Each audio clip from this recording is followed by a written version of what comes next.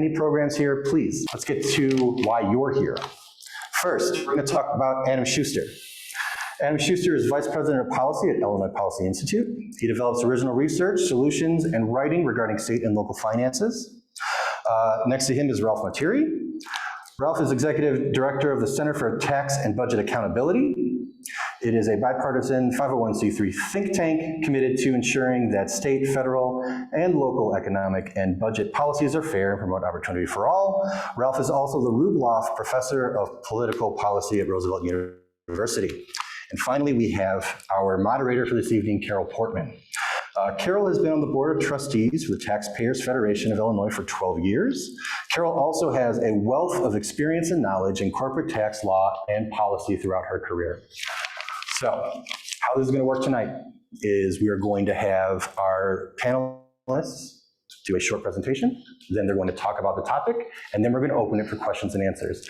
I'd just like to remind all of you that this is a public library, and while we're talking about something serious, we'd like to keep it civil and keep it polite, so that way we all feel comfortable sharing or asking any questions that we have. We're not going to solve this tonight, but it's nice to talk about it, so keep that in mind. Okay, I'd like to introduce Carol. Thank you very much. I'm excited about this, I mean, in a nerdy way.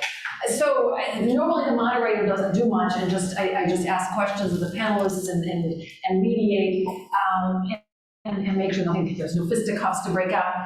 Knowing both of those folks like to talk a little bit, I've also brought a little prop so that if anybody talks on too long, we can shake it up and make sure that their time doesn't run out too far. Before I turn it over to our experts, though, I'm going to do run through just a few little the basics, kind of pension 101 in Illinois, so that we can all have kind of a common understanding of the situation that we have here in Illinois and what the current laws are, and then I will turn it over to these guys. Like I said, turn it over to the experts. But first, you're stuck with me for a little bit of Pensions 101. And the first thing I wanted to talk a bit about is just some of the terms that people use. Defined benefit plan, that's a pension. That's what most of the, almost all of the public retirement plans are for government employees here in Illinois. That means the benefit is what's defined. People work, and then when they retire, they get paid based on a formula of how many years they worked, how much money they made. That's the defined benefit. That is contrasted with a defined contribution plan, which is like a 401k or an IRA. And those, what you get at the end depends on how much was put in and how the investments performed by the time you retire. What you take out is not according to any formula, it's just based on what is there. Illinois, like I said, our pension plans are a defined, a pension plan is a defined benefit plan, like Social Security. And most of corporate America, of course, has shifted to 401k type defined contribution plans. But so today we're talking about Illinois' defined benefit plans. The next thing that we're talking about, and I'm going to have a bunch of numbers for you, most of the rest of the slides here are a lot of numbers. When you're talking about pension plans, one of the things that we talk about is how much money is in the plan. And there's two terms that you'll see used. Sometimes it's market value, sometimes, and that just means when you're looking at all the assets that are in the plan that have so far been set aside, what is the value as of a particular date? What's the market value? That's easy to understand and obviously very accurate, except that we know the market's kind of volatile. And so sometimes they use actuaries to help what they call asset smoothing, so that instead of saying, so if you pick the end of the year at the really high or really low date, sometimes folks approve or think that asset smoothing is an appropriate way to value the assets in a plan. I'm just throwing those terms out there so that when you see the numbers, sometimes you'll see market value, sometimes you'll see actuarial value, sometimes you'll see without asset smoothing. That way you know what that means when you see it up there on the numbers, which some of these numbers are going to be really small and you're not going to see them anyway. But if you happen to look at the numbers some other time, you know what they mean. All right, that's not as interesting for the purpose of our conversation, though, as the future, as the liability. How much money are we going to have to pay out to folks after they retire? And that's called the accrued liability. You look at all of the employees, you get the actuaries involved again to figure out how long before they're likely to retire, after they retire, how long are they likely to live, and we bring that back. How much money do we need to have in the bank today to pay for that expense that we're going to incur in the future, based on a bunch of assumptions, how rapidly the market's going to go up or down, how long they're going to live, all that stuff. That is the accrued liability. And you compare your accrued liability to the value of the assets in the fund, and if you're short, that's called the unfunded liability. And in Illinois, that's what's been driving everyone crazy for a very long time, because it is a big number.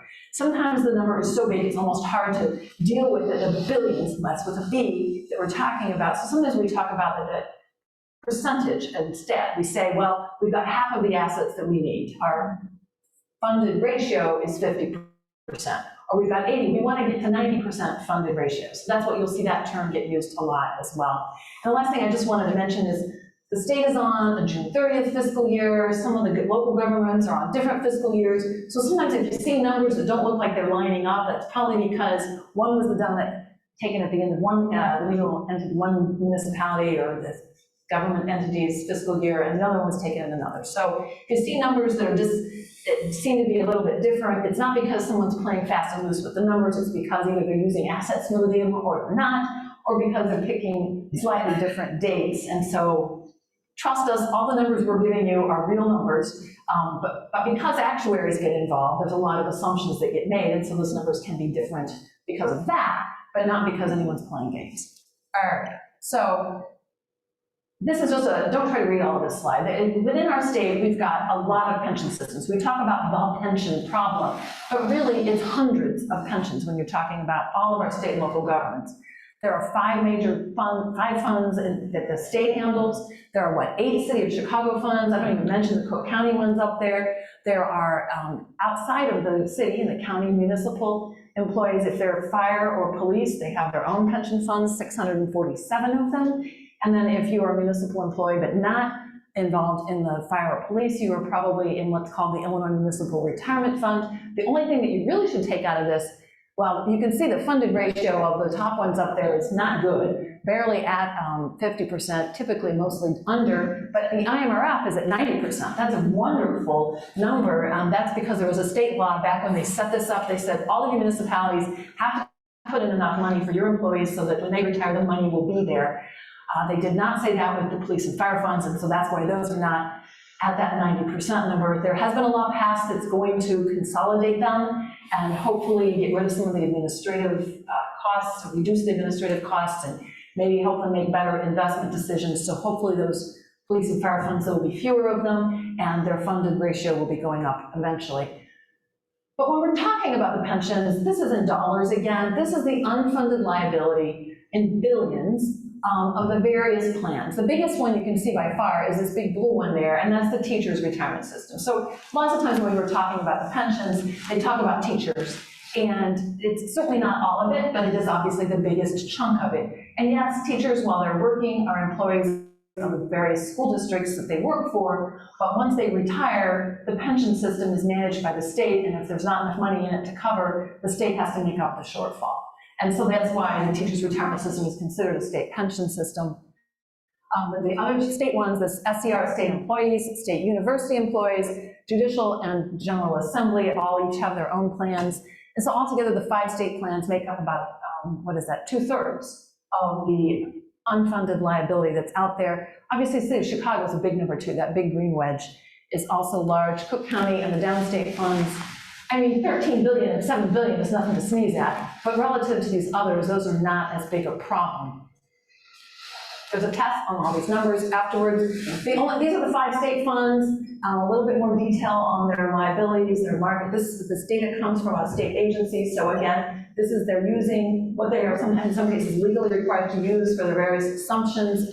The one thing that I think, so the total number that's unfunded is this 130 billion of the 46% funded ratio. The thing that I find sort of interesting here, the General Assembly has their own plan for legislators and their staff. No one can accuse them of padding their own pension system at the expense of all the other pension systems. You can see they're only at 20% funded. And the others, not that the others are doing great, but the General Assembly has not padded their own pension system at the detriment of other state employees. This is the unfunded liability of all 5 state systems over the last 15 years. And you can see it's gone from 42 billion, which again, is still a lot of money, to the 130 billion where we are today. It has been going up and up and up. This down represents a little bit of market bump up that we saw at the end of 2021 or last summer, I guess this is probably fiscal year But it is a big number, and it has been growing for a while. How did we get there? What was the cause of it? Everyone points their fingers at the school districts not putting in enough money, or the state not putting in enough money, and that growth that we saw over the last 15, this is actually over the last 30 some years, is 120 billion of increase in that unfundedness.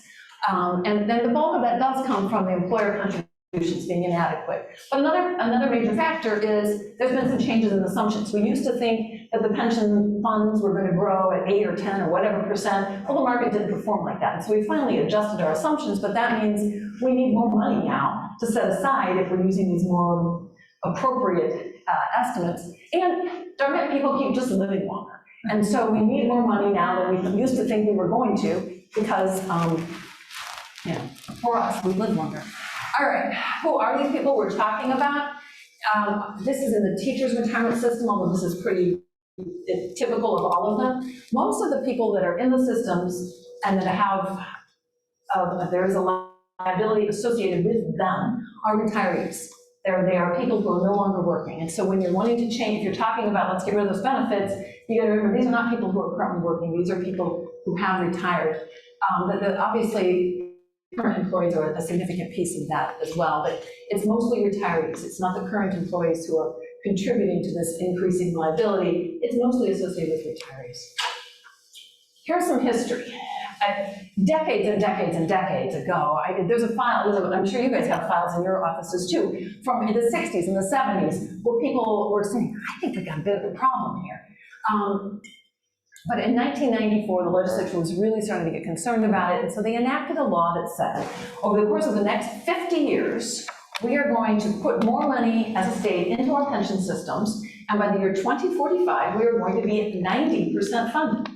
And so they set up this plan, but they were very scared of immediately jumping into that, because that would have been a lot of money to start putting in every year. And so they enacted a gradual increase. We call it the Edgar ramp, because Jim Edgar was governor at the time. Poor guy gets associated with this ramp that everyone hates. And so the 1994, starting then, we've got this ramp where year over year, we're putting more and more money into the pension system with this target of 90% funded by 2045. That was still a lot, and that increase was getting huge. And so by the 2000s, it was starting to really squeeze out the spending in the other state programs and being a big, huge cost. And so in 2011, they passed a law that said new state employees, anyone coming in as a new teacher or a state employee after January 1st, 2011, has a new pension program with the benefits that are not nearly as generous as the ones that were in place before. It didn't change the benefits for existing employees, just for new employees starting January 1st, 2011. So those new folks are called Tier 2, and the pre-existing employees are called Tier 1. Obviously, Tier 1 are the people who have the general benefits and have been working there a longer time now, are more generous benefits. But Tier 2 is growing. It's a bigger and bigger number of folks. By 2013, that really wasn't making an immediate change on the amount of money that we were having to put into the pension. So a new law was passed that changed the benefits of the Tier 1 employees, not looking backwards on anything that they had accrued up to then, but saying from here on out, every time you work, when you start working, the benefits you're going to get associated with that are going to be less. And we aren't taking away anything you've accrued already, but from here on out, it's going to be less. That was not popular with the employees, and so there was a lawsuit immediately filed, and the Illinois Supreme Court said, we've got this state constitution that specifically says you cannot diminish pensions, and that means you cannot diminish pensions. And so, including if the pension plan was in place at the time the person was hired, that's the pension that they get. You can't reduce it even on future work. And so that was a decision in 2015, and we have been paying into the pension system following the Edgar ramp ever since. And one good piece of news, it's a lot of money, and I'll show you some slides again in a little bit, but one piece of good news is this year the state is in a surprisingly strong financial position, and they have put $500 million into the pension system over and above what is required under law under the pension, under the Edgar ramp. I should not call it that, under the ramp. So to just make a little bit of a down payment, obviously 500 million out of 130 billion is not a big amount, but it will make it so that future payments don't have to be quite as high. So that'll be a helpful little tidbit. All right, obviously you don't need to look at these numbers. This just shows over time, there's a plan. There is a plan, and this is the current actuarial estimation of what the payments are going to need to be up until the year 2045 when we get to 90%. And over time, the payments, the unfunded liabilities drop, the funded ratio goes up, and magically by 2045, we will be where the plan is. But that's a lot. We'll be putting in a lot of money over time. This is how much money we've been putting in since the beginning of the ramp in '96. This is not actual dollars. This is as a percentage of the state's budget, the state's general funds budget. In '96, it was under 3%. It was 2.9%. Today, up here, it's at 24.8%. So we have been putting more in, in absolute terms, and more in as a percentage of the budget. We've been going up and up. We see the ramp. The projections are from here on out, it'll be about the same as a percentage of this total. But again, that's 25 cents of every dollar of tax money that the state gets into their general revenue fund is going into the pension system to pay down backward-looking, mostly, liabilities that were incurred in previous years. These jiggle joggles here are when we did some borrowing and some other things to mess with it's not a smooth line, but you can see it went up and it's projected to stay there for a while. This timer doesn't count for what I'm talking about. All right, that's the end of my little quickie overview. So my first question for both of you, this is a one-word question. Is there still a pension problem, or is the name of this session a misnomer? Do we still have a pension problem, or looking, the Edgar ramp, we're there, we're done? Yes or no? Still a pension problem? Yes? Absolutely. All right, I thought you would say that. All right, so that was an easy one. My first question is an easy one. All right, so then let's see, who am I going to start with? I think we'll start with Ralph first. So tell me about the pension problem. Now you get more than just one word. You didn't even give a word, you give a thumbs up. Go ahead and come up here and tell us about why give us your view of the pension. Getting in my slides. You want the clicker? Yeah. Are they loaded up? They're loaded up. Just go to the right. So 5 minutes. 5 minutes. So real quick context, because you can't solve a problem unless you understand the context in which the problem lives, right? So this is where we sit right now at the state of Illinois. We are going to have an accumulated deficit projected at the end of the upcoming fiscal year of about $4.5 billion, or 15% of what will be spent on current services. And the way we get there is pretty simple. Projected revenue, if you go to the top line, there is $49 billion for the year. They have $14.5 billion in hard costs. Hard costs are things the state has to pay by law. So it is either a legal statutory transfer out, the money comes in, the money comes out to, let's say, a Medicaid fund or the pension ramp, et cetera, or the bond payments they have to make to bondholders, or their contractual obligation to fund health insurance for state workers. So that, I'm sorry, no, that was me. I accidentally clicked the clicker. I know you want me to move quickly, Carol. No. I get that time back. So $14.5 billion in hard costs. Then there's going to be a deficit left over at the end of fiscal year 2022 of $5.9 billion. That's just unpaid bills. So that has to come out of your revenue too. So the $49 billion gets reduced by the $14 billion, then the $6 billion, leaving $26 billion to spend on services. They are going to spend $30 billion on services, meaning the deficit remains at just about $4.5 billion, or 15% of current service expenditures. Now, they've been helped in the last few years by the federal government. This is the amount of ARPA and CARES Act money that has gone to prop up mostly general fund spending. In FY 2022, there's about $2.7 billion of that is not going to go to the general fund. It's going to go to unemployment insurance claims. But you see that line in FY 2022 is very high, but take out $2.7 billion of that because that's going to go to UI. Notice that in fiscal year 2024, there's no more federal money. So while the federal relief packages have helped the state's fiscal condition, obviously that was temporary one-time revenue that's going away. So there'll be a fiscal cliff coming probably in fiscal year 2026 of somewhere between $6 to $8 billion. That'll be the mismatch between our revenue and our service and debt expenditures. If everything just remains constant, you just adjust for inflation. They did have $4.6 billion an unanticipated revenue this year for a number of reasons, and you've heard about this. They were very responsible in how they spent it. So I just want to be very clear. This is where all the money went. You can see some went to pension stabilization. That just means prepaying pension debt, et cetera. But if you look at how they spent the $4.6 billion, just go to here. 35% went to paying pre-existing obligations, stuff they already owed, just bills. 31% went to tax relief. 22% went to creating a rainy day fund. Illinois was the only state in America that had a zero balance in its rainy day fund. Oh, there was always a few $1,000. Oh no, Rauner zeroed it out. We didn't get the like 20 million back in there until under Pritzker. And then 10%, only 10%, or you look at the line up here, 487 million of that money really went to new spending on current services. So a very fiscally responsible use of that revenue surplus, and you see that in the rating agencies, right? Fitch, Moody's, Standard & Poor's have all bumped up our ratings, in large part because the state was very responsible with its utilization of this extra money. But here's the problem. For generations, we've had a structural imbalance, meaning our revenue growth, the red line, doesn't keep pace with our cost growth. If you just adjust for historic rates of inflation and population change and you assume a normal economy, you assume no changes in law. So even if we had an honestly balanced budget in fiscal year 2022, we did not. We had that deficit of over $5 billion. But even if revenues and expenditures matched, our current expenditures, just adjusting for inflation, plus our current debt, and a lot of the reason you see a weird bump in there, that's the pension ramp, will outpace the rate of growth from our current revenue streams. This has been going on in Illinois since at least the 1960s.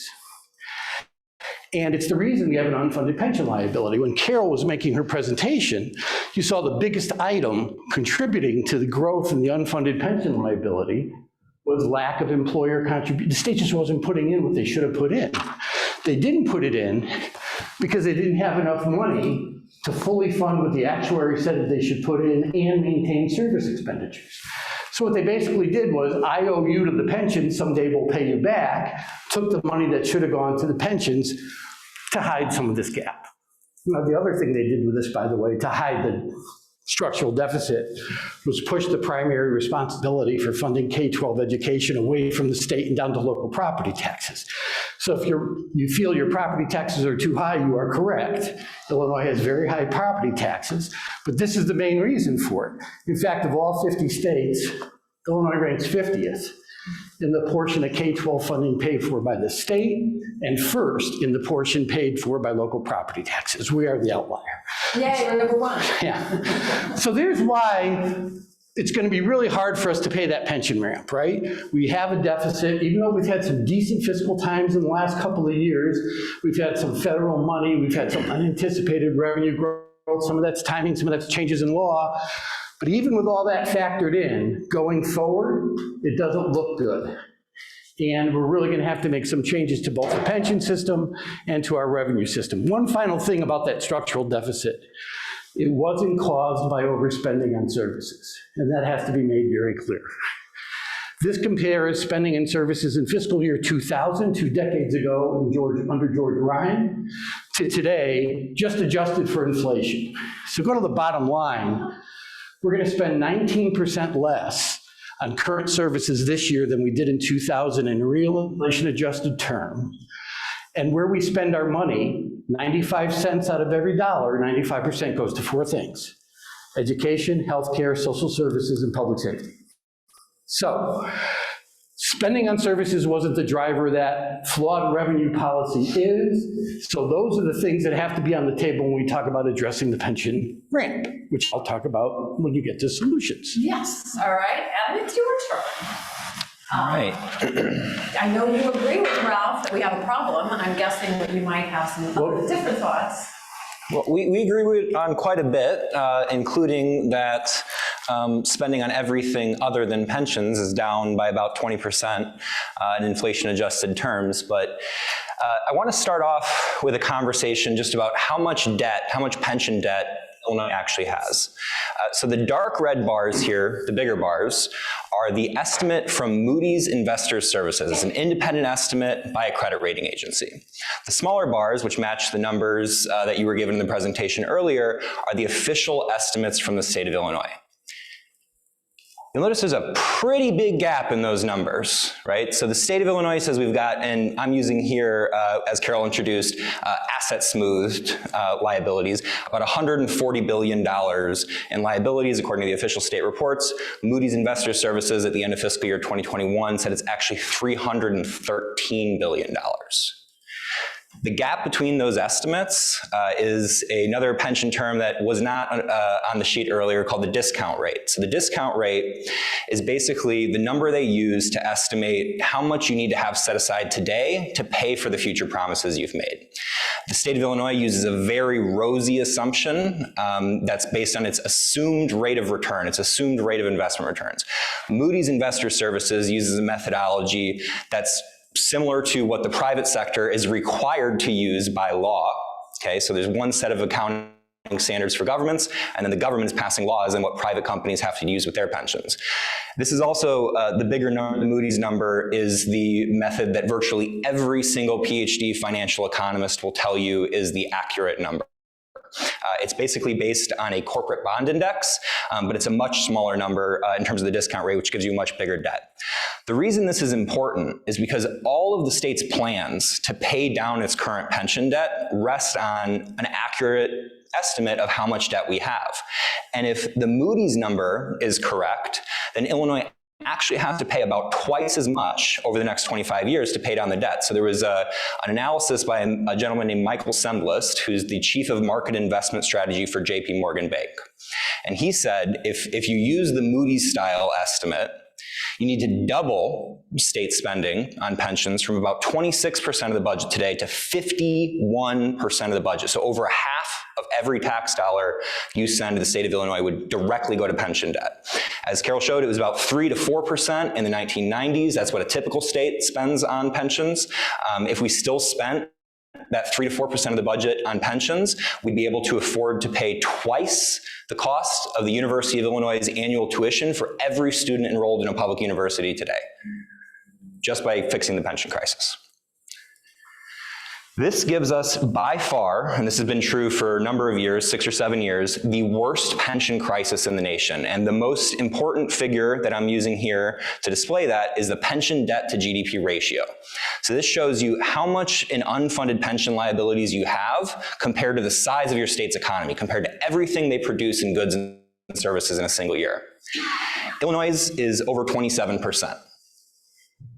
So more than a quarter of everything the entire economy produces in a year, we have in pension debt. When you have pension debt this large, virtually every other financial and economic problem in our state can be directly tied back to this. Whether it's our high property taxes, which were about the national average in 1996 before the Edgar ramp took effect, and the property taxes started going way up along with the ramp, because it's the largest budgetary expenditure for most mayors and municipalities, to our outmigration, because the reason for our high taxes and debt is driving people out of the state, to our lagging state economy with a higher unemployment rate than other states, lower average income growth, lower home price appreciation. All of these things can be tied back to the pension debt. You don't have to take my word for it. Warren Buffett said a couple years ago that he would never invest or move a company into a state like Illinois that had such large unfunded pension liabilities, because ultimately debt is just a signal for future taxes. And we already have one of the highest state and local tax burdens in the country, not only property taxes, but the 7th highest average sales tax rate, 2 major income tax hikes in the last 10 years. All of these things are making cost of living very unaffordable in this state.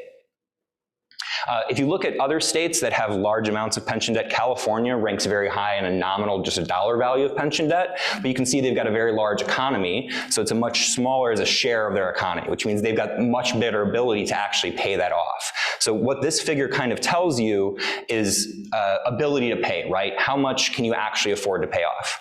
Another way of looking at that, this is from Moody's Investors Services, is what they call the Treadwater Gap. So I just want to explain really quickly, the green bars here are how much the state currently spends on pensions. As you can see, Illinois spends way more than every other state. The orange bar shows how much, according to Moody's, you would have to increase pension spending to actually pay down your debt. So not only do we spend the most, we also have the biggest gap between what we're currently paying and what we'd have to pay without some type of pension reform to actually fix the system, not just dump more money into it. That Semblus analysis I mentioned earlier, again, doubling the budget, 26% to 51%. There's only two ways you could do that. You could slash service spending by about $12 billion, which I think Ralph and I and Carol and hopefully everybody in this room will agree is a really bad idea when you've already had pension crowd out over the last 20 years. I did not include this chart. I wish I had, because it dovetails nicely with what Ralph told you, but I have a chart that shows inflation-adjusted spending by category in major areas of the state budget. And what you'll see is that adjusted for inflation, pension spending is up about 584% since the year 2000. Spending on government worker health insurance, which includes current workers and retirees, is up about 150%. Education, thankfully, is up roughly about 20%. Everything else that the state spends money on is actually down by about 20% in inflation-adjusted terms. So this is the reason that, for example, tuition prices at public colleges are going up way faster in Illinois than in other places. We've seen about a 49% increase in public tuition costs since 2007, where the national average over that same time period is only 19%. But other states don't have to deal with pension crowd out. And if you look at in inflation-adjusted terms, okay, so real terms, we're spending about $800 million less in this budget than we spent in 2007 on higher education operations. So that's why tuition costs are going up. This crisis impacts our ability to do virtually everything else that we want and need from our government. So we're left with a system that leaves people paying higher and higher taxes and getting worse and worse services year after year as pensions eat up a larger share of the pie. I gave higher education as one example. Other examples would be the Department of Children and Family Services, social service spending, anti-poverty programs, public health programs. Spending on all of these things is down in inflation-adjusted terms because of the pension crisis, and we're still not close to solving the problem. So I hope when we get to solutions, I can talk a little bit about my family, and I want to make everybody just make it clear up front. I'm not blaming workers for this. I'm not blaming pensioners for this. Another thing I hope that we all agree on is that this is nobody's fault but the politicians who set up the system. And so we do have a solution that I think balances the interests of both taxpayers, which includes public servants, right? They're taxpayers too, but also the retirees themselves, whose retirements are currently at risk of insolvency because the state only has 40 cents saved for every dollar in promises it's made. Well, you both have depressed me. Somebody came in and said she hoped we were going to get some good news, and so far we haven't given any. Adam, why don't you stay up there? Sure. Let's talk about solutions. You've got some of these other, you showed the chart, the map, and now you've got this other chart talking about other states. Is there anything we can learn from what other states have done from their structures? What solutions do you think Illinois should be looking at? So I think the best parallel is Arizona, because Arizona had virtually an identical pension clause to what Illinois has, meaning it protected not only benefits earned for work already performed, but the future growth rate in those benefits. So as of the first day you're hired, your entire benefit formula is protected until the day you die. You could fire somebody, which means all of their pension accruals stop immediately, but you couldn't replace their COLA, their 3% compounding COLA, with one tied to inflation, for example. Arizona had this same problem.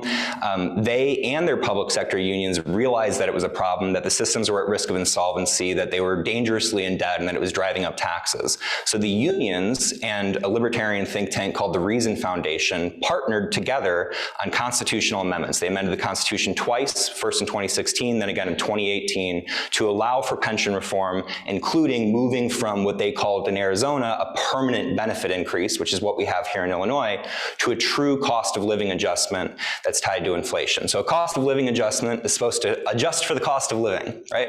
And the cost of living is measured by inflation.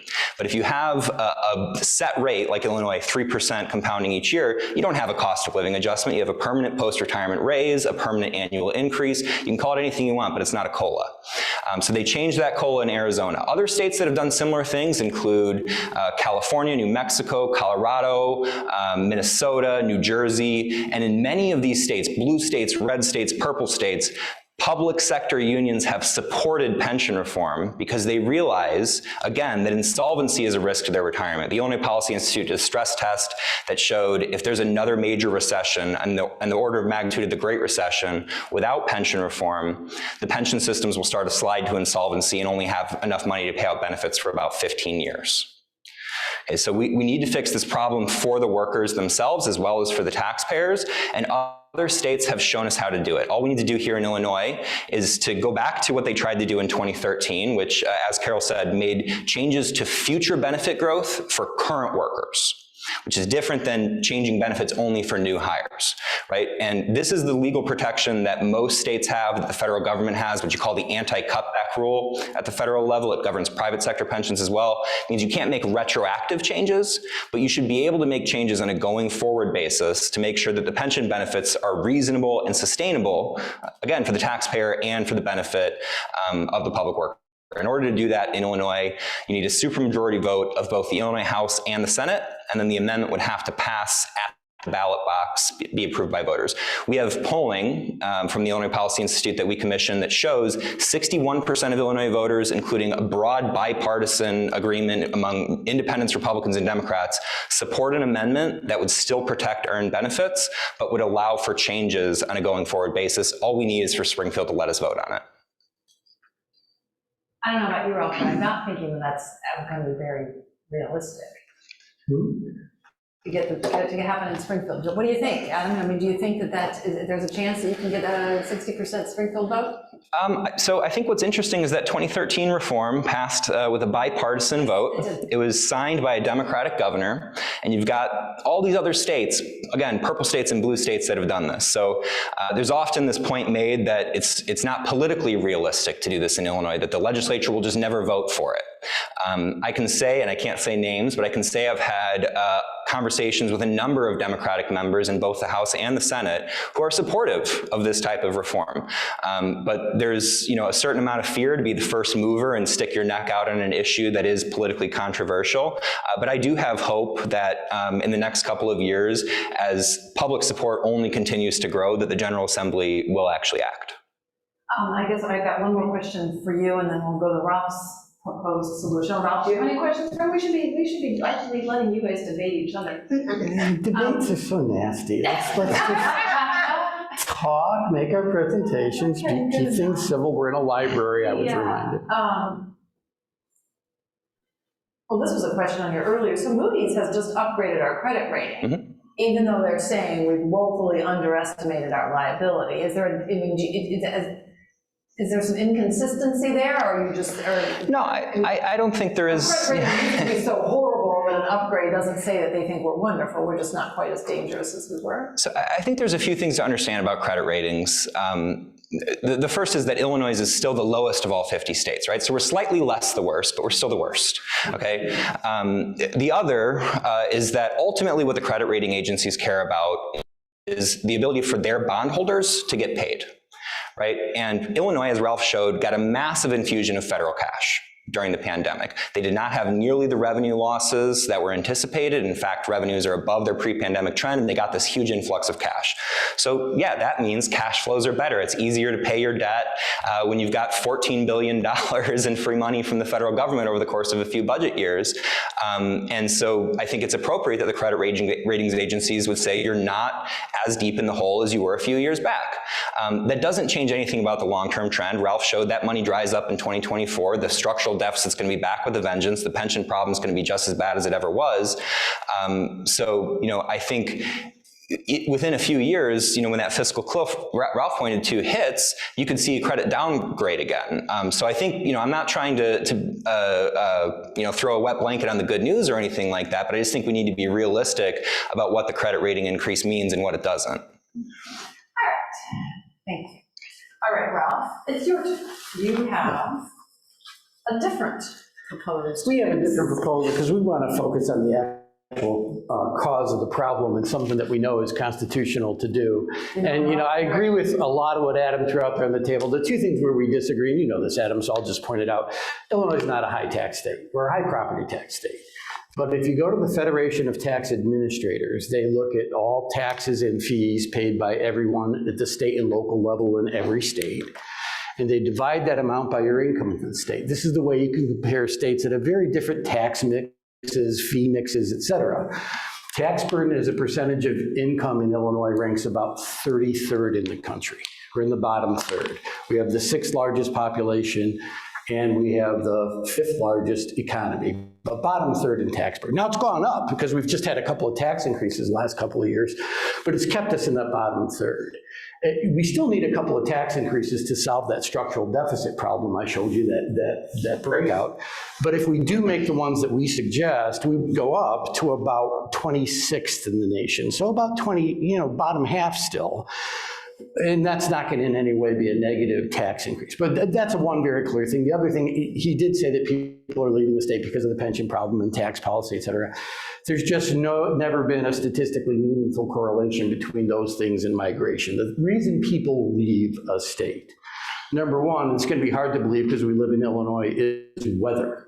Believe it or not, some people actually like nice weather. I don't know who these folks are, but they like to move to nice weather states.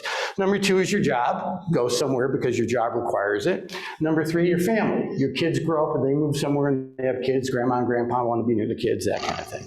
That's what really motivates moving. Tax policy plays very, very much in the margins. Can I say that no one ever moves because of tax? Of course not. Some people move for taxes. Some people move because their neighbors are Jews. But the bottom line is there's no statistically meaningful correlations there. Here is the pension ramp shown another way. Carol showed the dollar amounts. This is the dollar amounts broken down by the different parts of the debt. So you add the two bars together. That's the total pension payment where you have to make under the ramp going forward. The blue bar is the cost of funding benefits. That's called the normal cost. The red bar, that's the cost of paying back what we underfunded in the past. Which of these two is causing the problem? The benefits or the payment of debt? Don't think too long, not a trick question. It's the ramp for the payment of debt. And Carol was very charitable to the folks that passed this politically, the Edgar ramp. I'll call it the Edgar Madigan ramp to make it bipartisan. Because it's a bipartisan ramp. When they passed that ramp, Edgar and Madigan, they knew the state didn't have the money to fund it. So they intentionally made the early years so low, they grew the unfunded liability by law. And then they ramped up the payments of the debt service in out years to levels that, I'm pretty good at tax policy. Actually, at Roosevelt, I teach a master's course on fiscal tax policy and its impact on the economy. I can't design a tax system that grows like that over time. I just can't. It's just not doable. So the ramp itself, and primarily the debt service part of the ramp, is the problem. But there's another problem hiding in the weeds, and we don't know how much it's going to cost us. It's this decline in benefits. So Adam talked about that 3% compounding COLA. It is what it is. Most workers now don't get that. Most workers are in tier 2, the lower benefit plan. And that's why you see this normal cost going down, right? The cost of paying for their benefit is going down. The problem with that is 76% of the workers in Illinois, including teachers, don't get Social Security. So this is their only benefit. But the problem is, if you're going to be exempt from contributing to Social Security, you have to qualify for a safe harbor at the federal level. That safe harbor is your benefit has to be at least the equivalent of Social Security in your defined benefit plan, state government, or you have to join Social Security. Tier 2 does not satisfy the safe harbor. It falls below the Social Security benefit. So at some point, that tier 2 benefit, and that point ain't far away, has got to go up, not down. Because we've got to get it back to Social Security. Because Social Security itself, trying to join that would be so expensive that it really would cause major fiscal problems. Ralph, you're not solving the problem yet. Not yet, but I want to focus on where the problem really is, and notice it's not caused by the benefits. And so reducing benefits, that won't do anything. It just won't deal with your problem. Your problem is the plan for repaying the debt. The other thing Adam said, and he's right, about Moody's, using the corporate approach to estimating what your unfunded liability. The reason why corporations use a much more conservative approach, or have to use a much more conservative approach to figuring out what their liability is they can go bankrupt. So state governments cannot. So state governments can and should use a different metric than a private business. Because if you go to using the private business metric, all you're going to do is soak your taxpayers with too high of a tax rate. Makes no sense.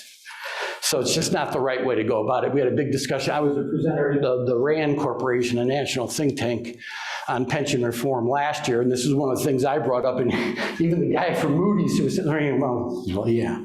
So, that being the case, how do we fix it?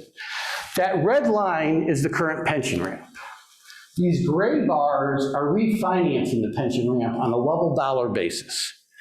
So you throw out the backloading of the repayment of the debt, put a little bit more money in up front. But the good news is we had great investment returns during the pandemic at the state level that actually reduced our unfunded liability. You put a little bit more in up front than what the ramp requires, and you go to a level dollar amortization as opposed to a backloaded amortization.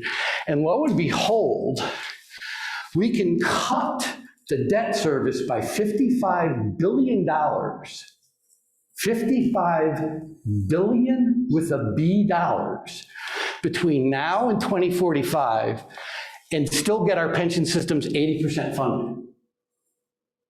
That's the standard for being healthy according to the General Accounting Office in Washington, D.C.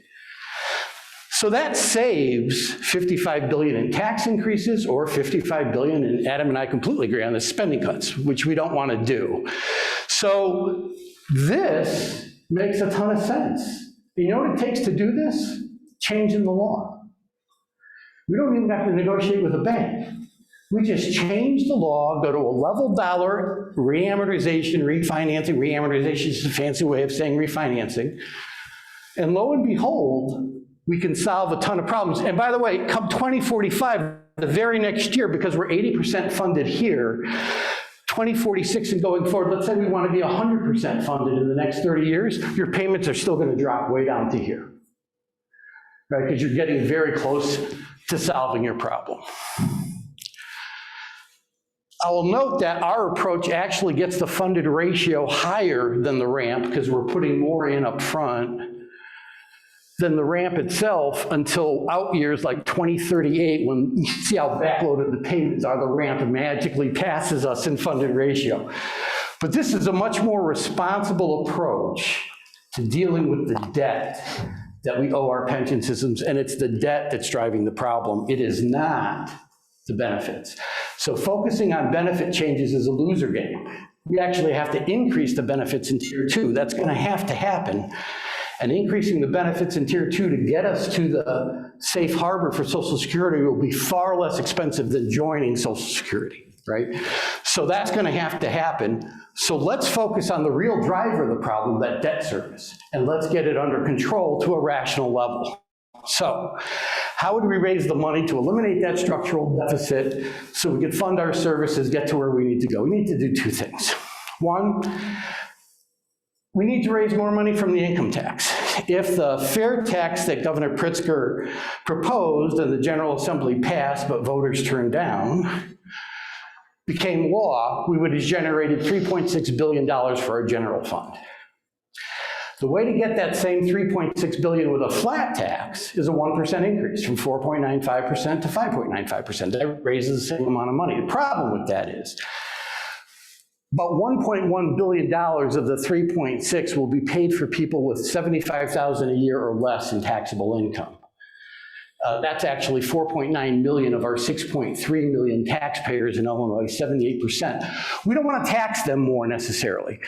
80% of the jobs lost during the pandemic were lost in their fields, in that wage demographic.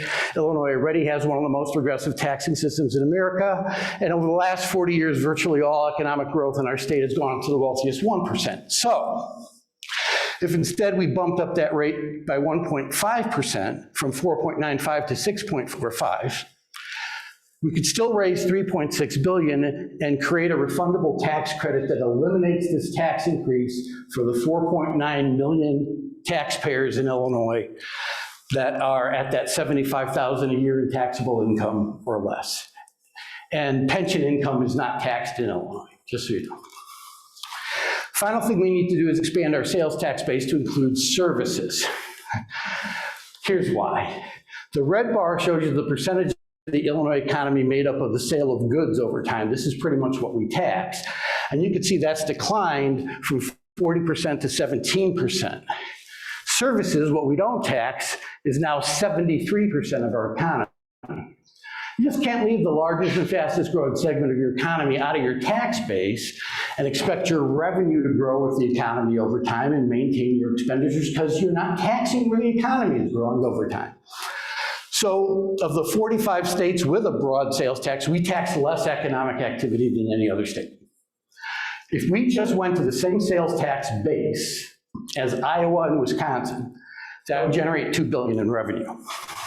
That $2 billion into 3.6, that gets us home, eliminates the structural deficit as long as we refinance the pension debt, and allows our system to work going forward, allows us to pay the pension debt, and keeps our tax burden bottom half in the country.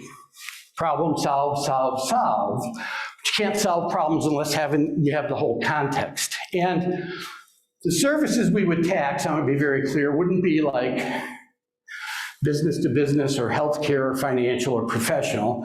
I am an attorney, and there are a few of my peers I would like to tax out of existence, but no. Carol's an attorney too. But really it's consumer services, haircuts, lawn care, bowling, auto repair, labor instead of just parts. And I know that a lot of people, well, we'll lose business to the neighboring. The neighboring states already tax that stuff. In fact, they've been taxing haircuts in Iowa and Wisconsin for decades. Have you seen boatloads of people from Iowa and Wisconsin coming here to get their haircut? Have you seen their haircuts? They should come, shouldn't they? Because they're not good-looking people. But they're not coming for tax reasons. So the bottom line is this is what it takes to solve the problem. And there's been a lot of angst in our country since Reagan was president over whether tax increases harm the economy and tax cuts stimulate it. And that question has actually been answered with 40 some odd years of research now, and not by me, but by other people. So the London School of Economics, that's that first bullet point, looked at every industrialized nation in the world that went to supply-side economics, supply-side tax policy to generate extra growth.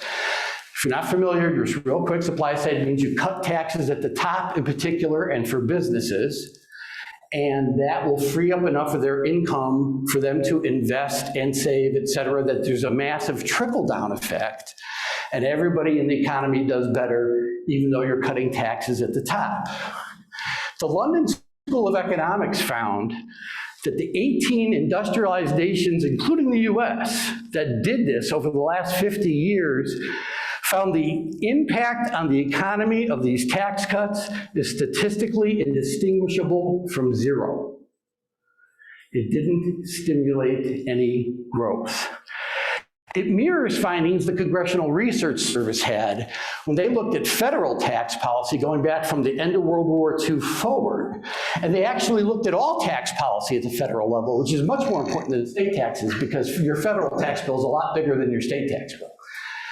And they looked at tax increases and tax cuts at the federal level, all of them.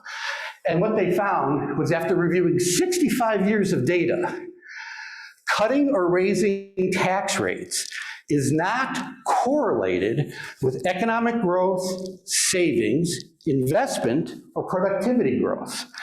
The top tax rates appear to have little or no relation to the size of the economic pie. So there you have it. It's never a popular thing to say we need to raise taxes. I don't enjoy saying it. Yeah, you do. I don't. But I do enjoy solving problems. And this focuses on the cause of our problems, that structural deficit we've had for generations between our revenue growth and our cost growth. And even though our cost growth is outstripping our revenue, as you saw from my prior slide, and as Adam acknowledges, spending has been cut in real terms over the last 2 decades. Spending isn't driving the problem. Bad revenue policy is.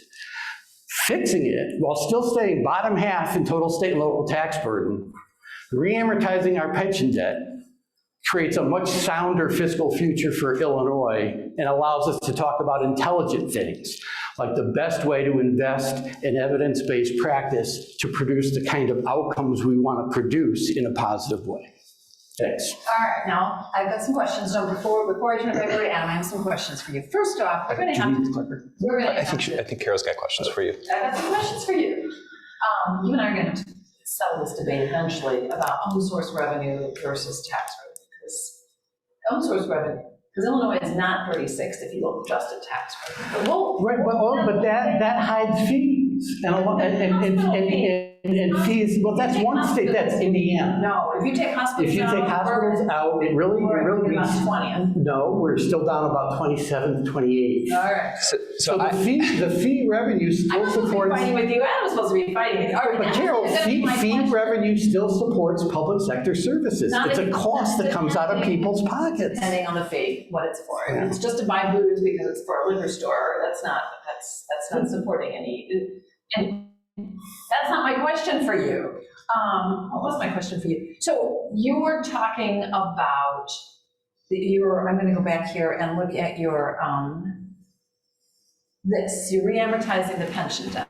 Mm-hmm. So you're suggesting that we won't have to put as much money into the pension if we do this reamortizing. So why do we need to raise taxes? Because we still have the structural deficit. The whole structural deficit isn't solved by this. All right. This takes out a big chunk of it. Okay, all right. So that's not fixing the pensions. That is fixing the structural deficit. Right, but to have the revenue to fund the pensions that actually make our payments, they live together. All right, I hear you. I just want to say, if we're just talking about pensions. Dovetail.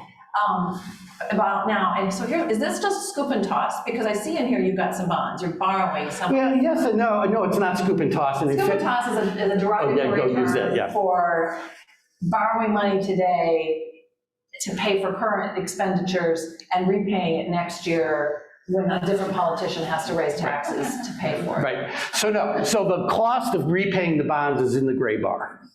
That's an all-in cost. So there's no scoop and toss, number one. You can see how small the bond payments are too. So it's not scoop. And number three, it actually saves taxpayers money in 2 ways. So the debt that we owe to our pension systems is bearing an interest rate somewhere between 6.75 and 7.5 right now, depending on the system. A bond would cost the state about 5 or 6% in interest. So we'd have lower interest cost on the bond indebtedness than we would on the indebtedness we owe the state. So taxpayers save money on the interest cost up front. And then whatever we bond out, those proceeds fully go into retire pension debt, so they become an asset, and that asset gets invested and generates a return over time. And that return over time also reduces long-term costs. So it's the combination of those 2 things. And one other thing, by the way, we changed the timing of the payment, and this saves a ton of money. Representative, it saves a ton of money. We currently make our pension payment at the end of the fiscal year. If we made it at the beginning of the fiscal year, you save billions with a B. The timing is a big deal. We had an actuary run those numbers, and it was like, oh, well, maybe we ought to go do that. So that's part of the reform too. So there's a number of just math-based common sense reforms in here.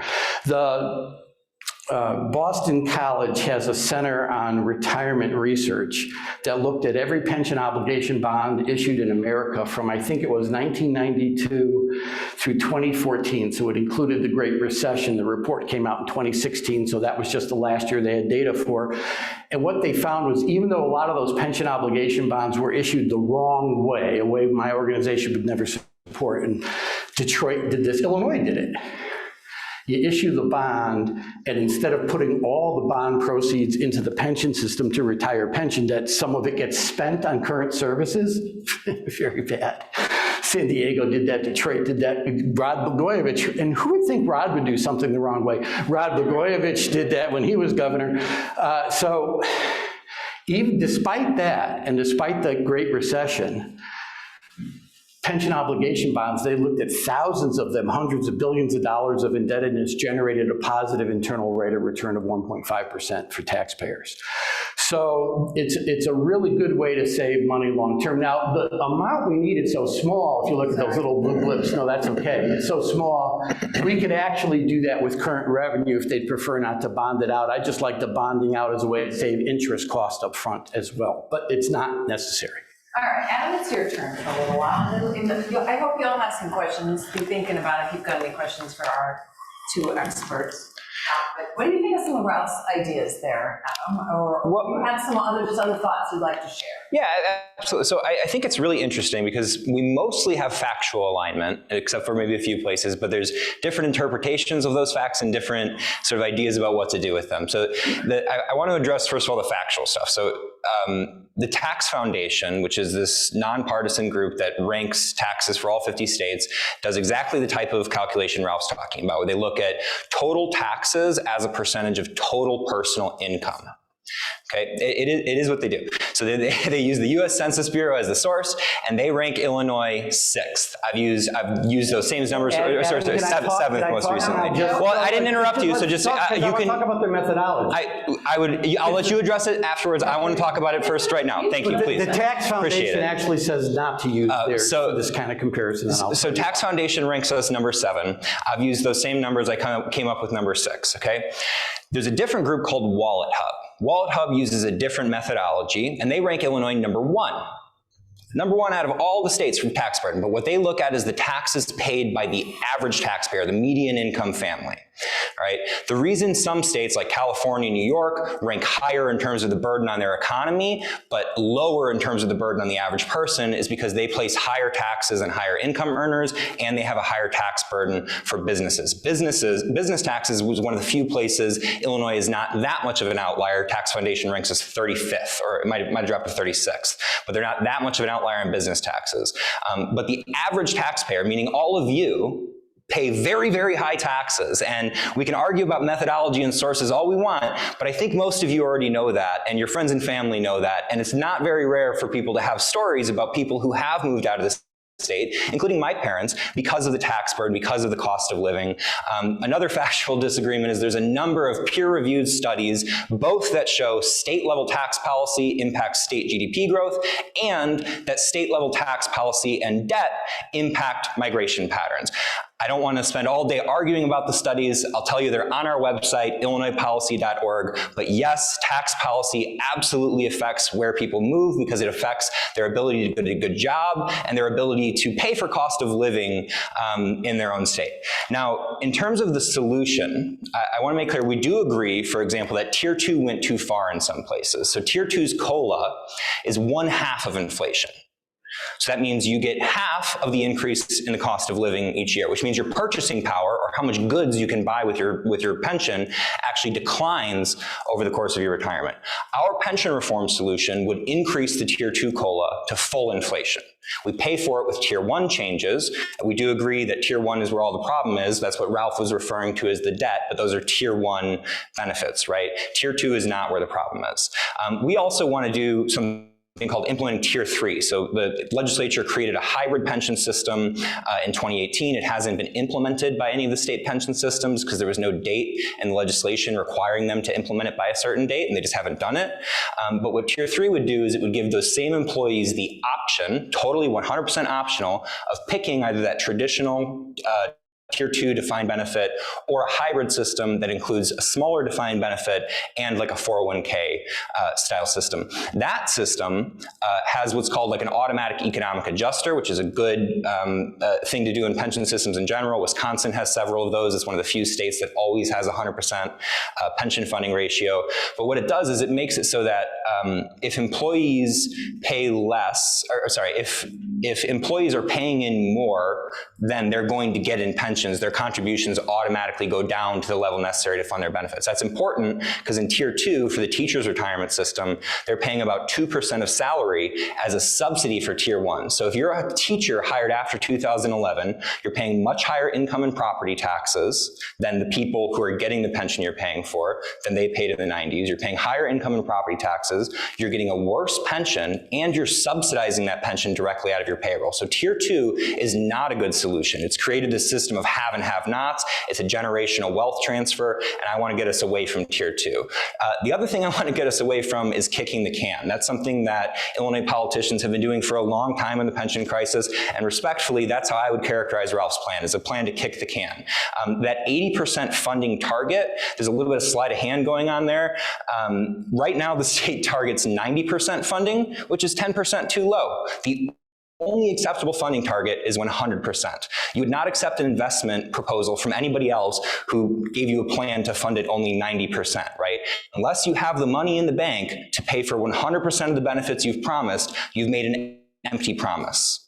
And states can't go bankrupt, but they can miss payments. They can be insolvent. This has happened in the past. It happened to a number of states in the post-Civil War period. It happened to Arkansas in the 30s. It happened to New York. It happened to Detroit, major cities. It happened to Puerto Rico, which is a US territory. So states can run out of money just like everybody else. The 80% funding ratio means you're going to be shorting pensions an additional 10%.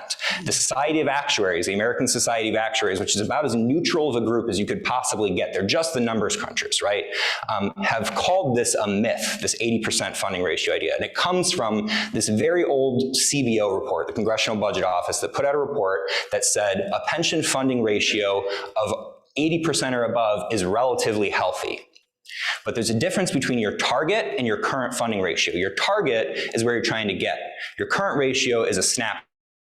So being above 80% as a snapshot of where you are isn't that bad. But corporate plans and every public plan should be required to target 100%. Our pension reform plan does that, by the way. It targets 100%, so we eliminate all of the debt and fund all of the promises that we've made to our employees. Just really quickly, I want to discuss this underfunding issue. Carol showed that chart from the Commission on Government Forecasting and Accountability that shows most of the debt is due to insufficient employer contributions. Well, to illustrate why this is kind of a silly point, I want to tell you a little story. So imagine you just graduated and you're an accountant. You make about $65,000 a year in your salary.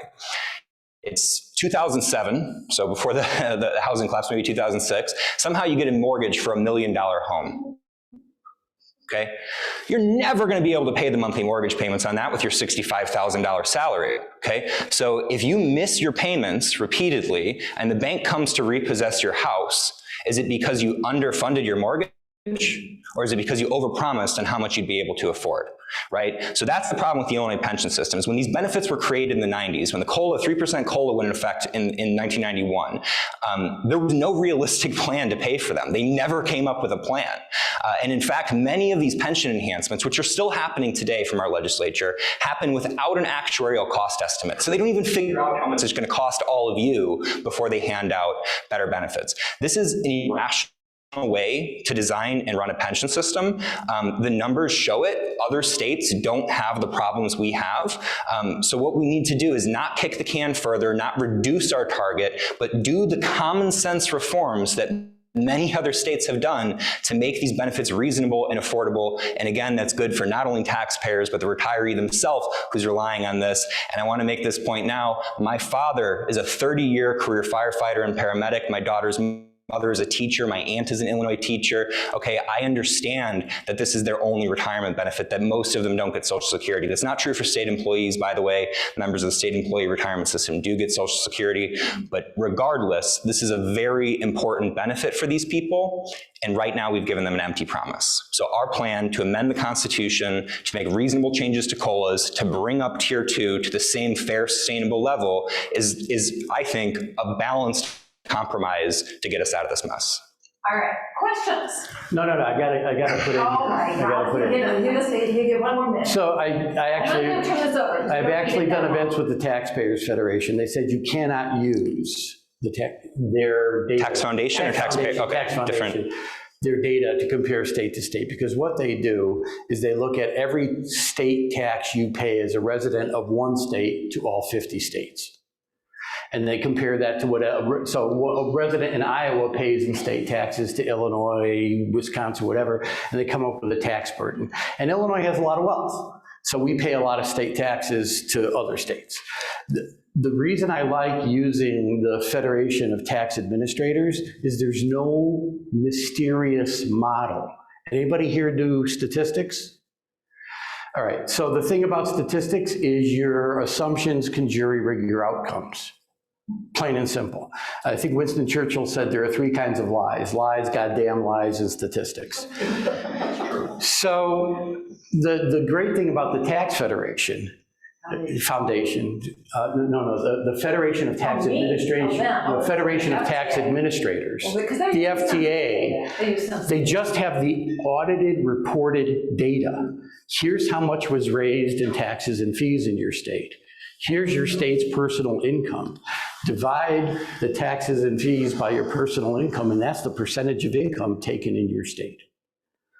It is the only way to do a fair comparison of 50 states with very different tax policies, and there is no jury rigging.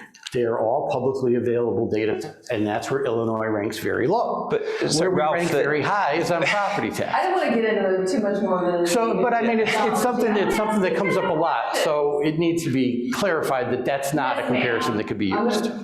Well, this is probably very simplistic, but I have to ask this because, you know, I just read about Madigan's health over there that's going to get $102,000 every year, and since he's been grandfathered in, he'll probably get us 3%. Okay, we got that covered. Now, he says that it would cost too much to put you guys or them on Social Security. How many people on what is the highest rate anybody on Social Security can retire on?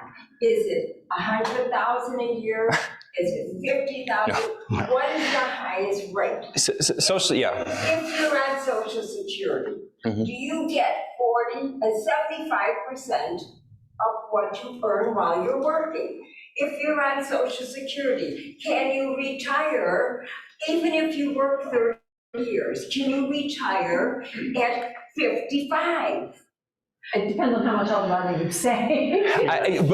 No. I mean, so Social Security is intended largely for most people to be a supplemental retirement benefit. So I will say, in addition to Social Security, most private sector workers also have a 401k. But even if you combine Social Security with a 401k, it's nowhere near, not even close to as generous as what a public pensioner gets in Illinois, virtually in any of the systems. So they have to retire at 67 versus, as you're saying, many of them retire at 55 in the state systems. The maximum benefit is capped out at, I believe it's about $36,000. They get a COLA that goes up with inflation, right? And even if you add the 401k, the average 401k balance for an Illinois retiree is something like $460,000.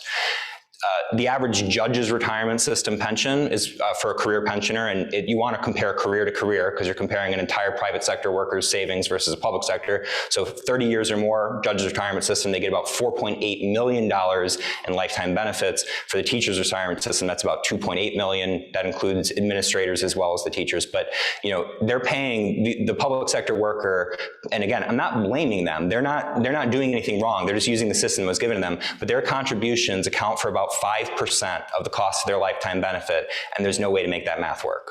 Yeah, I mean, Social Security, it's 12%.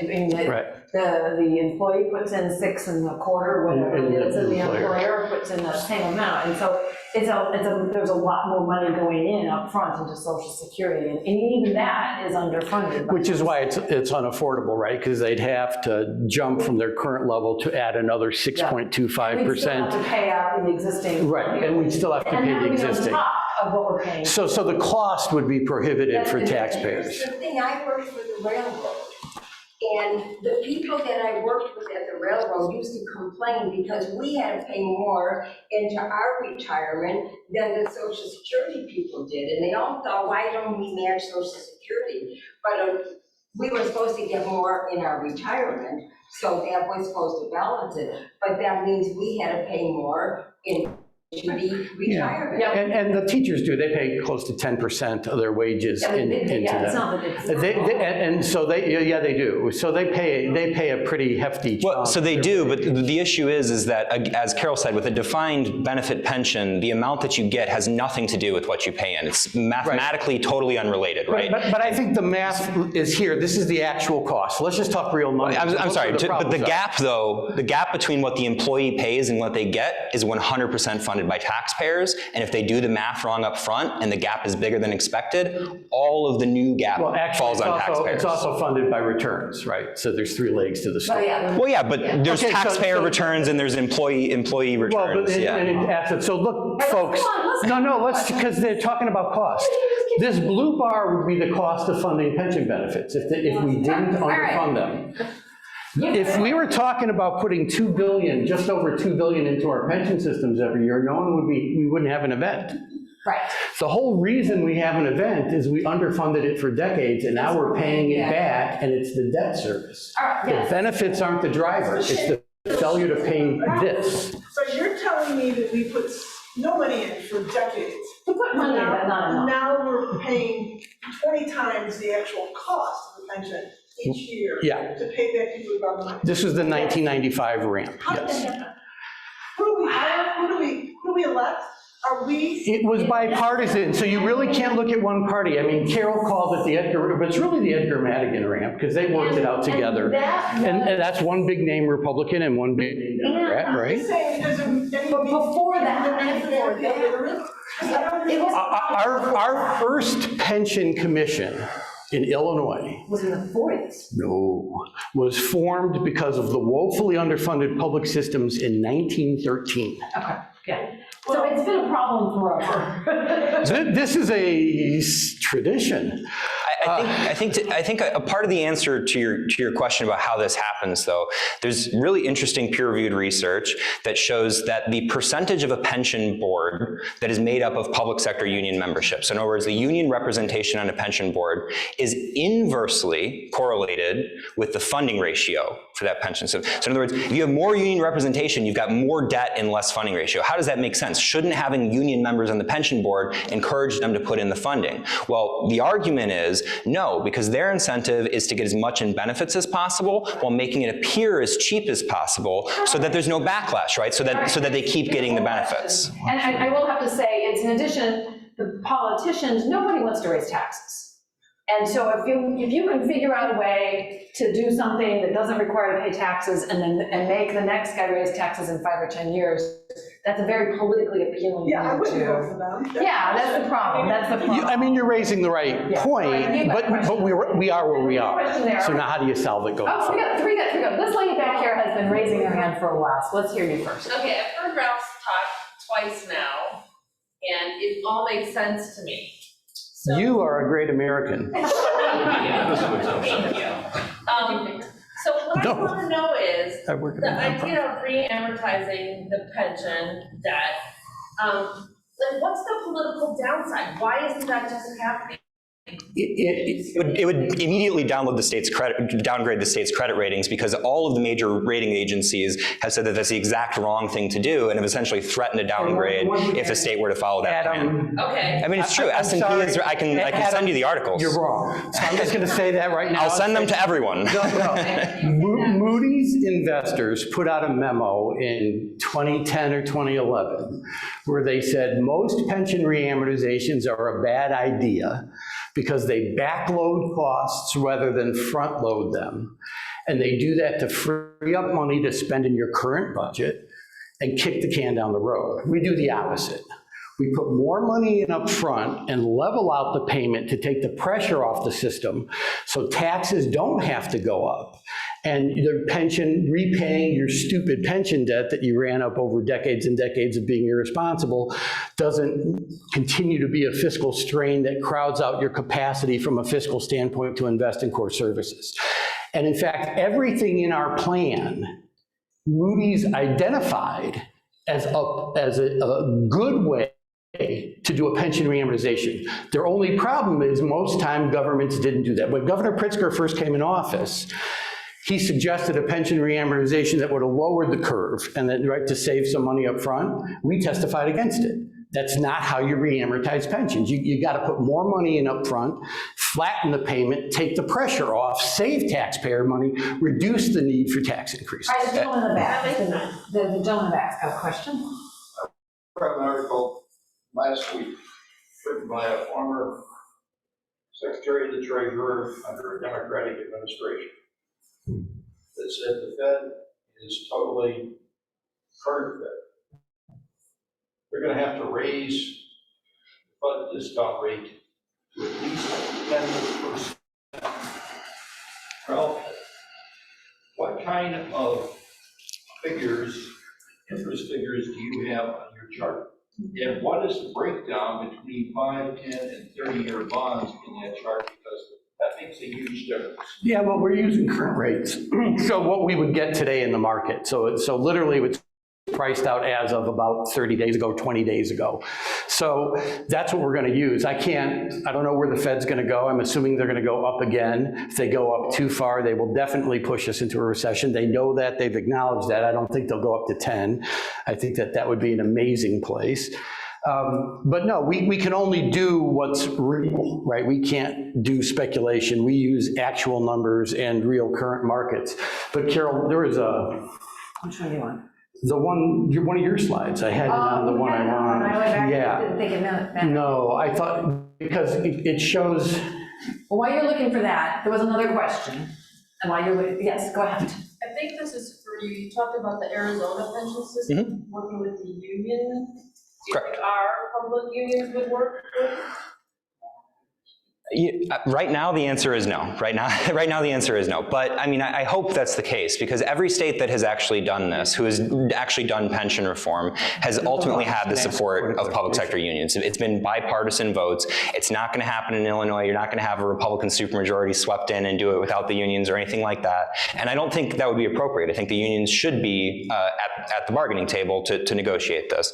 But yeah, I don't know why the unions here don't see the logic the same way as, Minnesota. The legislative director for AFSCME is this woman named Julie Boyle. I don't know if I'm saying the last name right, but she made this comment when they reformed their pension system there about, we did this to make sure that the benefits we've promised will be there for these people in the long run, because without this, the promises we're making aren't worth the paper they're written on, right? And that logic should apply to Illinois, because our crisis is way worse than theirs was. So Adam, I just a point of clarification on yours, honestly. So in the ramp, the debt service part, you're saying you're going to reduce part of that with a constitutional change.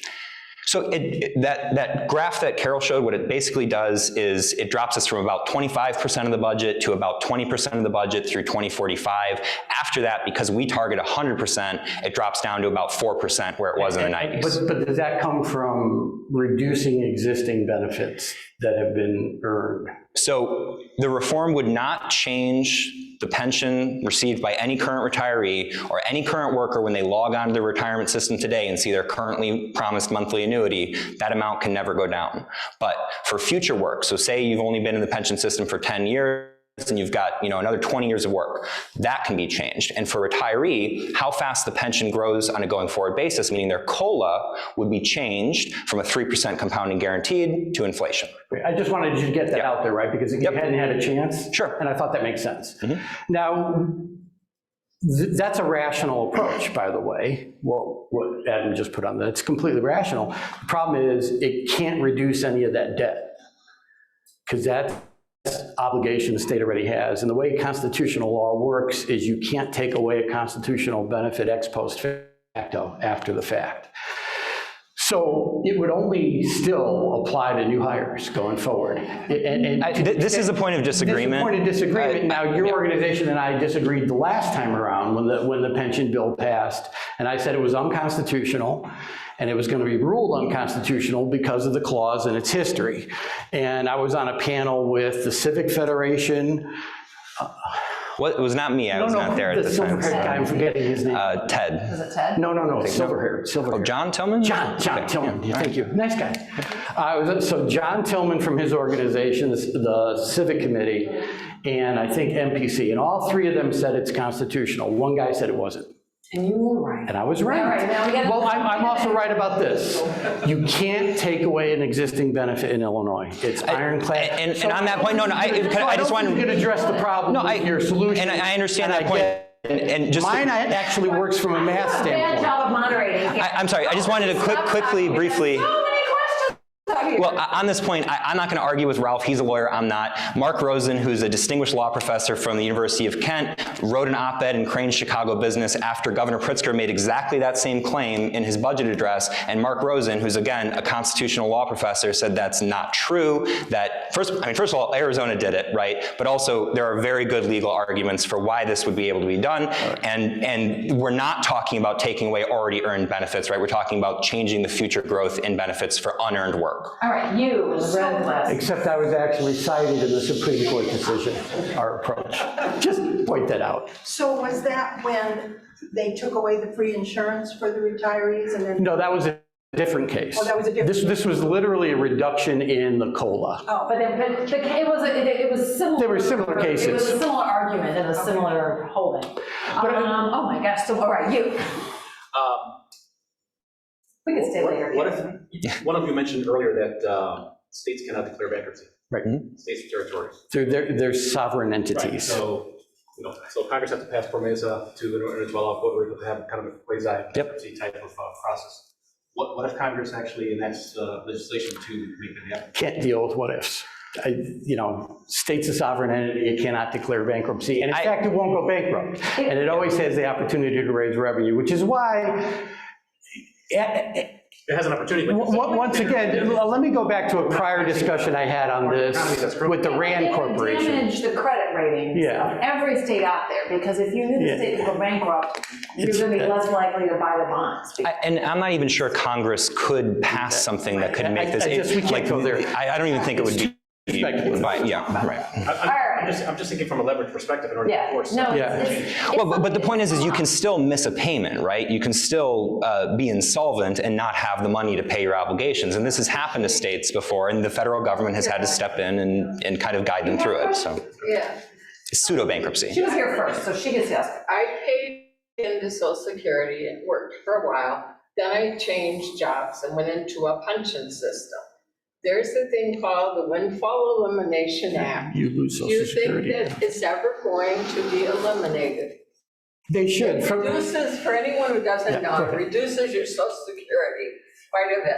Yeah, so if you work both in the private sector and the public sector, and if you worked in the public sector in a system that's not part of Social Security, your pension benefits that you receive from your non-Social Security compliant public pension system offset and reduce your Social Security benefits. Right. And that's what she's talking about. It's very punitive, and it was put in there to try to encourage states to join Social Security when they passed it. Do I think they'll get rid of it? There's not a big clamor to do that. Do I think it's a good piece of legislation? No, I don't, but once again, speculative. All right, another question. You've been waiting patiently. Yeah, so I wanted to comment, at least and get your opinion on the role of the voter in this. As Ralph mentioned, the so-called fair tax was rejected soundly by the voters. That's one instance where the voters had a say. I would like to say in pension reform, as if the Arizonas had, and we put it up for a vote, let the taxpayers decide. We don't have a role in this. We've got a bunch of legislators in the General Assembly that are beholden to the union. That's who elected them. That's how this process works. And what are we voting on this fall as a referendum? Maybe Adam can explain that a little bit. More power for the unions? We're not voting on pension reform. I want to say in where my taxes go. I don't get a say. And it's anti-democratic that in 1970, they've tied our hands forever. Nothing can be done to fix it. That is anti-democratic, and it's a generational wealth transfer. We have no say.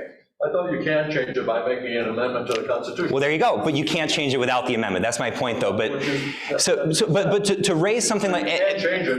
It's not a question. It's a question of the politician. But you've tied the hands of the regular policy-making process, right? Constitutional amendments are sort of an above and beyond the normal political process. And they're difficult to get on the ballot. Exactly. The other states, I mean, California, there's dozens of constitutional amendments on the ballot every election. It's nightmare. And I don't think we want to go there. This is completely unrelated to pensions, by the way. But Illinois is the exact opposite.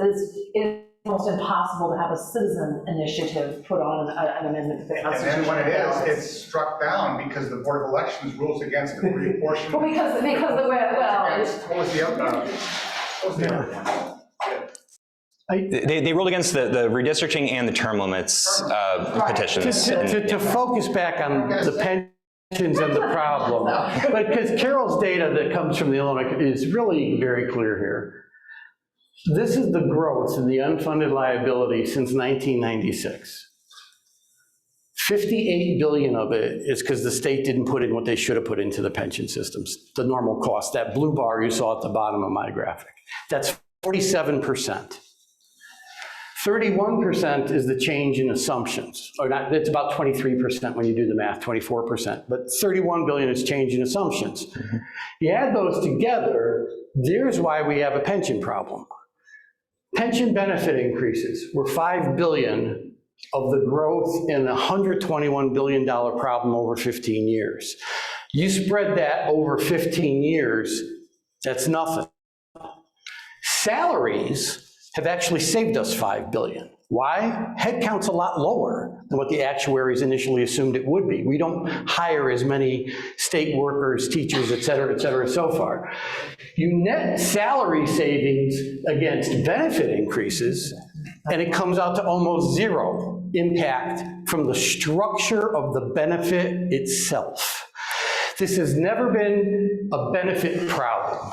And focusing on changing benefits, not only misses the bullseye, it misses the target. this is the crux of the difference. And yes, The target is the I don't disagree at all with the numbers. I disagree with the usefulness of this as an analytical point, right? It's a truism to say that debt exists because you haven't paid enough for there not to be debt. That's a truism. It doesn't mean anything. Remember the mortgage analogy. Just remember, the question according is to ability Andrew, to pay. the truth Could you have doesn't paid mean it? anything. Well, no. I want you to all remember, he put that on the table. Ralph, so what's the idea? Do you go back to the 1990s and hike all the income and property taxes? Do you have a time machine? Because otherwise it's not useful. Here, let me re-explain it to you. All right, well, these two fight. I'll answer some of you guys' questions. The idea is to re-amortize the debt that created. Green shirt. What's the likelihood of any reforms passing, meaningful reforms, or are we going to just, politicians are going to I think there's in the sand and just go and solve it? I think this one has more than a puncher's chance. Under Governor Rauner in his last year, we had about 15 Republicans on board with this, and Rauner's administration was on board with it. I forget the number of Democrats. It was more than, it was about 28, maybe 30. And then at the last minute, for other reasons, the Rauner's administration pulled their support from doing that. And then the Republicans said, well, if the governor's not going to back it, we're not going to back it. And so then it fell apart. I'm going to have a slightly different answer to your question. So, I mean, this is awful, right? We're paying 25 cents on the dollar are going into the pension systems right now. But if we just hold our breath for 23 years, then it drops to almost nothing. So there is a plan. We're halfway into it. It has been miserable and awful, and we are now spending, as these two both have said, less than we would like to on all these things. Well, what's the likelihood it's actually going to get passed? But this is current law, but this plan rests on the politicians' math being right and the PhD economists being wrong. I was answering his question, though, about likelihood of maybe, I don't know, you've talked to some Democrats, so you can talk about the politics of the likelihood of your reform. I don't know it. I haven't talked to politicians about it. I've talked to politicians about mine. And I can tell you the likelihood is about a 40 to 60% chance of happening in the next year, given the fact that it's enjoyed pretty strong bipartisan support, but for one reason or another, we haven't been able to get it over the line. I think in the next year, we could get it over the line. And the best point I can make for our plan is that the voters, on a bipartisan basis, Democrats and Republicans, I can share the polling. It's not from me. We didn't do the poll. We commissioned it from a scientific polling firm, and it shows that 61% of voters support the constitutional amendment we've proposed, Democrats, Republicans, and independents. And when the voters are ahead of the politicians, it might take them a while, but eventually the politicians tend to follow. All right, we've gone past time, but I'm thinking there's some more questions out there. Who else? Was there more back here? Yeah, I got two quick ones. One is one pension per person, but did you guys close the loophole for multiple pension grabbers where the guy works for a week as a dog catcher and then he gets a pension a week before he retires. He gets a vehicle, walks out with $100. There are a lot of anecdotes. So yeah, there's a reciprocal service system so that credit worked for one pension system applies towards credit for it. So you're not necessarily getting two pensions, but it kind of is used to determine your overall formula. I will say a lot of the loopholes have been closed on a prospective basis, right, sort of going forward. But what we can't do is take away the pension of somebody like David Piccoli, who worked a single day as a substitute teacher, but was able to use his 10 years as a union lobbyist to buy service credit, and now gets a full TRS pension that can never be taken away from him unless we change his pension clause. Not even taken away, reduced to a reasonable level. Did you guys contribute to this? Tribute had a big expose about 10, 20 years ago with pension. They had like every Sunday, like hundreds of, it was a big deal. You guys part of it? Yeah, I was, yeah. You were? I'm sorry, what was the? Adam, I think it was before your time. Okay, It was 20 years ago. I just think it's your youth. Mine too, but they had examples of people that kind of. I'm older than I look, for what it's worth. All right, what else? More questions? Anybody ready to go home yet? Yes, I have a very different one than I asked before. How does COVID affect us? So, unfortunately, a lot of people that died during COVID in Illinois were older people. I'm assuming some of them had pensions.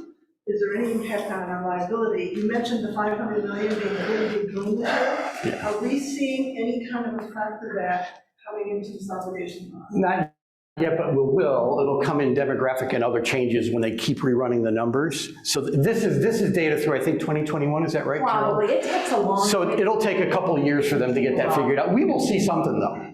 The more immediate impact is actually on investment returns. So basically, Illinois, including basically every large pension fund in 2021 saw huge returns, 20% and above. And that's largely because of all the stimulus going on, right? They were juicing the markets, asset prices were very high.